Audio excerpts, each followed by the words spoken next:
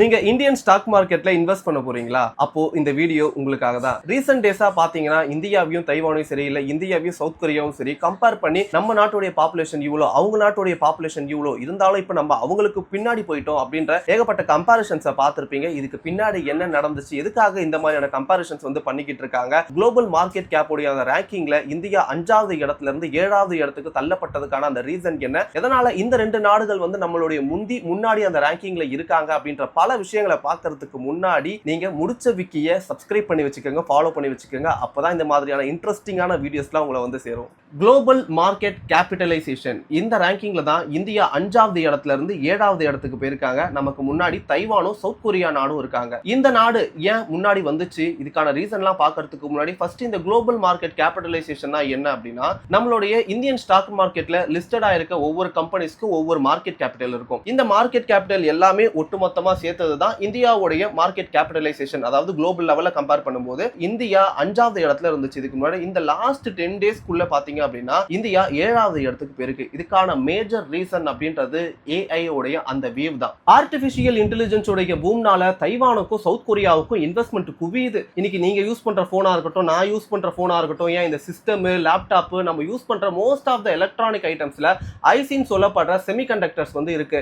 நிறைய பேர் கிட்ட கூட சொல்லியிருப்பீங்க, இது ஸ்னாப்டிராகன்டா, இது இன்டெல்டா, குவால்கம்டா, என்விடியாடா அப்படின்னு சொல்லிட்டு இந்த மாதிரியான சிப்லாம் தயாரிக்கிற முக்கியமான நாடுகள்ல சவுத் கொரியாவும் தைவானும் ஒண்ணு. இன்வெஸ்டர்ஸ் எல்லாருக்குமே தெரியும், இந்த AI பூம்னாலையும் இந்த செமிகண்டக்டர் இண்டஸ்ட்ரியை பத்தியும் தெரிஞ்சதுனால அந்த நாட்டுல இருக்க செமிகண்டக்டர் தயாரிக்கிற அந்த கம்பெனிஸ் மேல அவங்களோட இன்வெஸ்ட் பண்ணதுனால அவங்களோட நாட்டோடைய அந்த மார்க்கெட் கேபிட்டல் அப்படின்றது அதிகமாகுது. இதனாலதான் வந்து இப்போ இந்தியா 5வது இடத்துல இருந்து 7வது இடத்துக்கு வந்துச்சு அப்படின்னு கேட்டீங்கன்னா இது ஒன் ஆஃப் த ரீசன் தான். இந்தியாவுல AI பத்தின ரிசர்ச் எல்லாம் பண்ணிக்கிட்டு தான் இருக்காங்க. செமிகண்டக்டர் பத்தி நான் நிறைய நியூஸ் எல்லாம் கூட பார்த்திருக்கேன்ப்பா அப்படின்னு சொல்லிட்டு நீங்க கேட்டாலும் தைவான் சவுத் கொரியாலலாம் தம்மா தூண்டு சிப்ல நம்ம இன்னைக்கு உலகத்தை பார்த்துக்கிட்டு இருக்கோம்ல, அதை அட்வான்ஸா அடுத்த லெவலுக்கு எப்படி கொண்டு போலான்ற அளவுக்கு ரிசர்ச் பண்ணிக்கிட்டு இருக்காங்க. நம்ம இன்னும் இனிஷியல் ஸ்டேஜ்ல தான் இருக்குமே. TSMC தைவான் செமிகண்டக்டர் மேனுஃபேக்சரிங் கம்பெனில மட்டுமே தைவான்ல 40% இன்வெஸ்ட்மெண்ட் வந்திருக்கு. இந்த இன்வெஸ்ட்மெண்ட் வந்து அந்த நாட்டோடைய ஓவரால் இதுல 50% ஆஃப் இன்வெஸ்ட்மெண்ட் அப்படின்னு சொல்லி சொல்றாங்க. அது மட்டும் இல்லாம இன்னைக்கு இந்தியாவில் இருக்க மேஜரான ப்ராப்ளம் என்ன அப்படின்னா,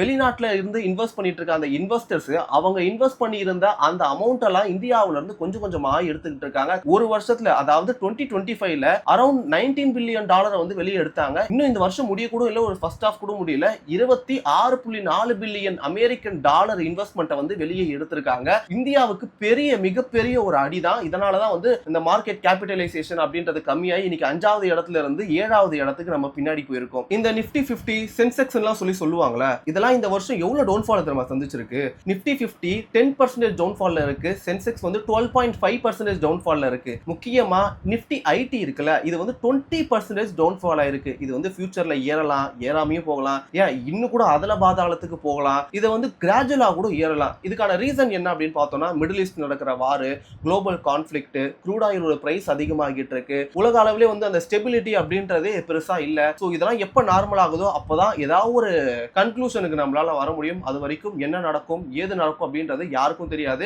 நிறைய சீனியர் மார்க்கெட் அனலிஸ்ட்லாம் என்ன சொல்றாங்க அப்படின்னா, இப்போ நீங்க இந்தியன் ஸ்டாக் மார்க்கெட்ல இன்வெஸ்ட் பண்ணணும் அப்படின்னு நினைச்சீங்கன்னா நீங்க எதிர்பார்த்த ரிட்டர்ன்ஸ் வராது அப்படின்றத தெளிவா சொல்லியிருக்காங்க.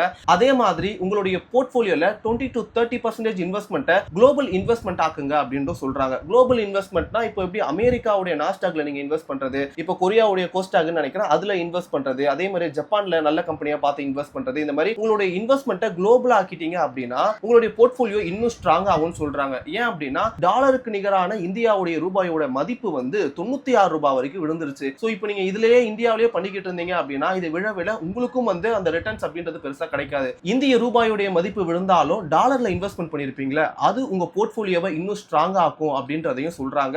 இப்ப தெரிஞ்சிருக்கும்னு நினைக்கிறேன், தைவானை ஏன் அமெரிக்கா பேக் பண்றாங்க, சைனா வந்து ஏன் தைவான் எங்களுடைய நாடுன்னு சொல்றாங்க, சவுத் கொரியா நார்த் கொரியா பிரச்சனையிலையும் சவுத் கொரியாவுக்கு ஏன் அமெரிக்கா வந்து சப்போர்ட் பண்றாங்க அப்படின்றது.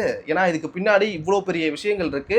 அமெரிக்கா ஒரு விஷயத்த பண்றாங்கன்னா அதுக்கு பின்னாடி அவங்களுக்கு ஏதோ ஒரு லாபம் இருக்கு அப்படின்றதுனாலதான் வந்து இது வரைக்கும் அவங்க பண்ண விஷயங்கள்ல இருந்து அனலைஸ் பண்ண வரைக்கும் நான் தெரிஞ்சுக்கிட்டது. சோ இந்த வீடியோ பத்தி நீங்க என்ன நினைக்கிறீங்க? இந்தியா இதுல இருந்து மீண்டு வருமா, வராதா, இதுக்கு வரக்கூடிய ஏதாவது சாத்தியக்கூறுகள் இருக்கா, இல்ல இதுல வேற ஏதாவது விஷயத்தை நீங்க நோட் பண்ணிருந்தீங்க அப்படின்னாலும் கீழே கமெண்ட் பண்ணுங்க. மறக்காம முடிச்ச விக்கியை சப்ஸ்கிரைப் பண்ணி வச்சுக்கோங்க.